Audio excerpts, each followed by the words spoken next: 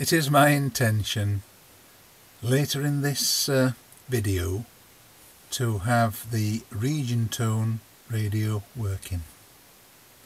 You'll remember in my last video the power supply and the audio circuits were made functional. The receiver side of the radio are made dead because there were components still disconnected and suspect ones still in situ. You know the sort of thing I'm talking about. Well, I will be resurrecting the receiver side with the aid of the circuit diagram and my notes and drawings. I will stress upon the point: do not rely solely upon the circuit diagram, useful as they are. There can be printing errors. I'm sure some of you fellow vintage radio men have come across those occasionally. In the case of this radio, Messrs Regentone Limited and other radio and TV manufacturers had a little option during the mid to late 1940s, but to use components that were available. I've found a few that have been omitted or are different from what is printed on the circuit diagram. As I said in my last restoration video, I will retain this radio circuitry as it was when it left the factory.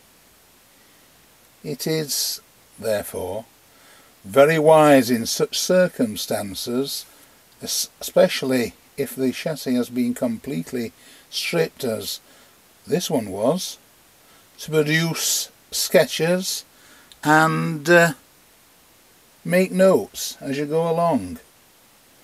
Don't just rely upon personal memory.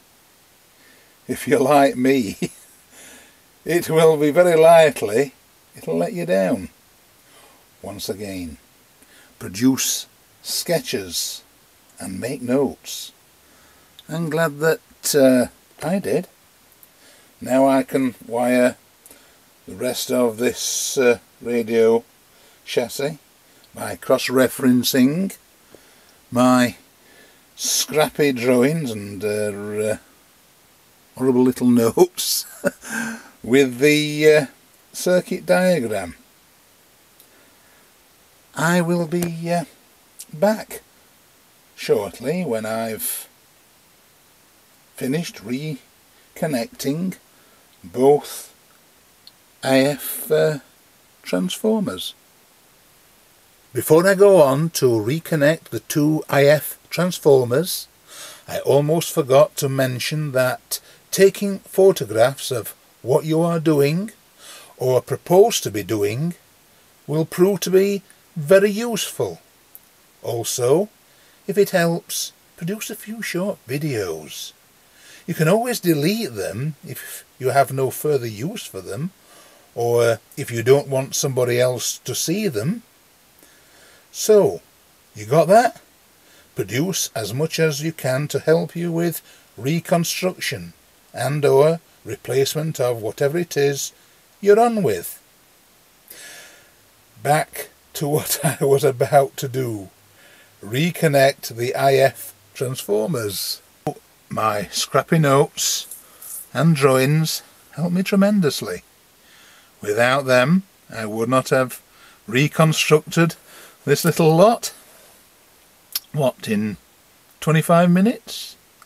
I probably would have been working on this lot for, I'd say, no less than 3 or 4 times as long as that, and there would also have been a distinct possibility I would have produced an error or two if I had not produced my scrappy notes and drawings.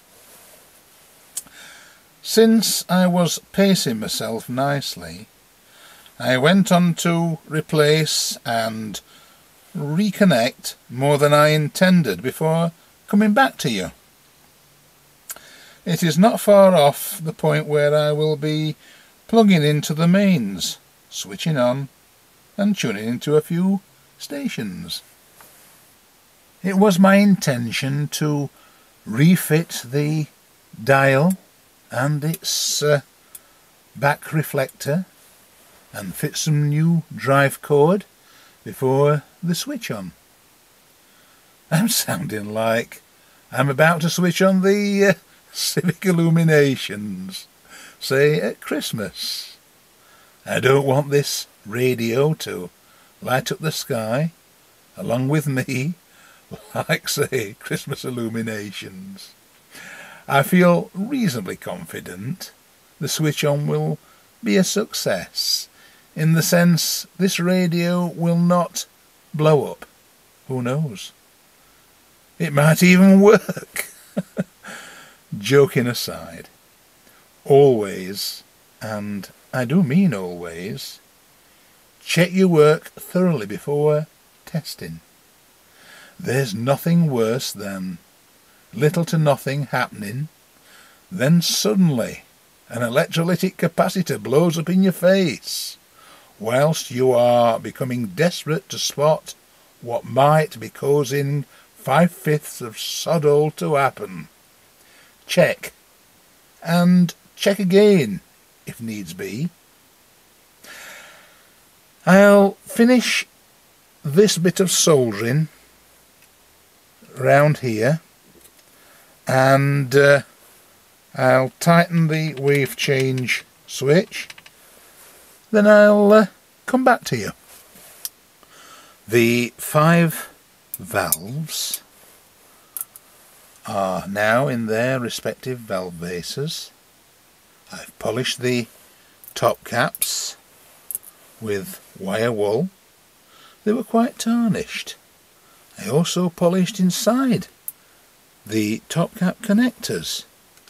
Not only do they look cleaner, they'll make better contact. I've had past experiences of instability type faults, sort of not too dissimilar really from when valve shields have been not put back in place when the valve has been fitted. And that may happen just because of dirty contacts. It is paying attention to small details of that sort that can make a lot of difference. If I had fitted the dial assembly, station cursor and drive cord, I may not have had time to demonstrate this radio working. I'll do all that caper in my next video. I'm using an extension speaker just here. It is one of a pair of extension stereo speakers. I used to repair stereo hi-fi stack systems and replace defective CD lasers. That is why this anti-static mat is still on my bench. At present this radio is switched on to long wave. I'll just turn up the volume. In the air down towards wide third man, and he picks up 2 runs. Yeah. And I see umpire Rasmus there it's the fielder tuned onto the cricket on BBC Radio 4, which is on long wave. Keep that ball up and he threw it. I like listening to the cricket. It's one of those things, isn't it? You're sort of allowed to do it, but not if it's too blatant. Umpires want to concentrate on getting the big decisions right. Certainly got plenty of volume. He guides this into the offside, but can't find the gap. To the right of cover, where it's picked up by Simmons. 87 from the wicket. Oh, you had Greg. Now it's on to medium wave.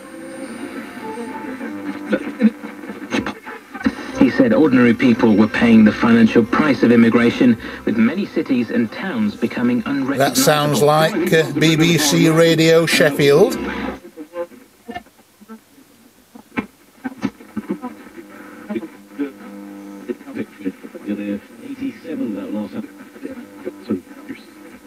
Yeah, it's quite lively.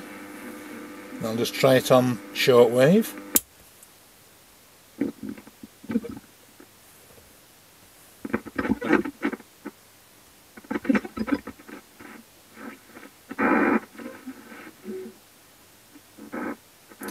Once I have the drive cord fitted to this tuner drum, it'll be easier to tune in.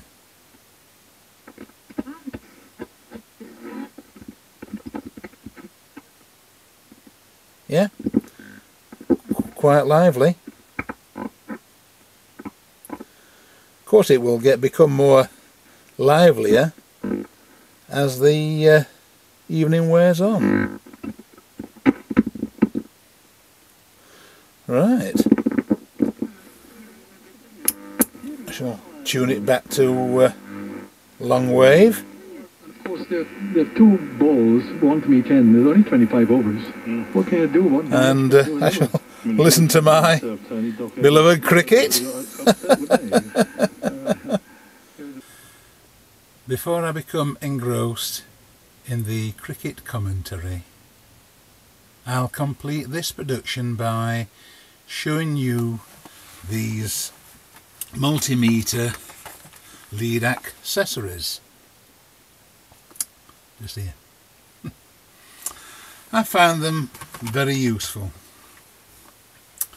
The gentleman from Arkansas, John, mentioned in passing that the crocodile clips were a good idea. I agree with him. I've been using this arrangement for best part of 40 years. I bought mine from CPC. Just here. I'm sure that similar, if not these very packs, are available in the USA. Now, depending upon my requirements at the time, I can easily remove the crocodile clip and replace it with the meter probe, and then I can just as easily replace it again. Yes, very useful. I thank you for viewing. I certainly enjoy your company, in the sense that you view my video, write a reply or comment, and I then reply to your comment. It's all good fun. So, till next time, this is me, Phil, saying toodle pip to you all. 73s.